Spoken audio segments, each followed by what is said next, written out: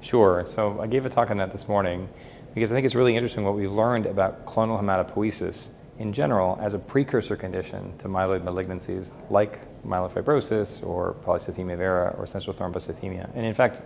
even to MDS and AML. So one of the things that we've learned in the last year is that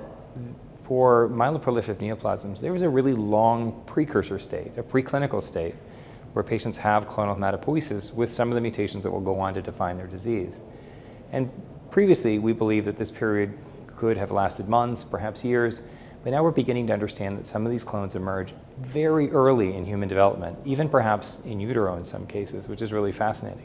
Now, we don't entirely understand why it is that the clones begin to grow and emerge and become a disease in some people, while not in others, but we do now understand that they're much more prevalent than we ever thought before. And if we can figure out why it is that they grow and expand, we may have an opportunity to prevent these diseases in the first place if we can identify those carriers.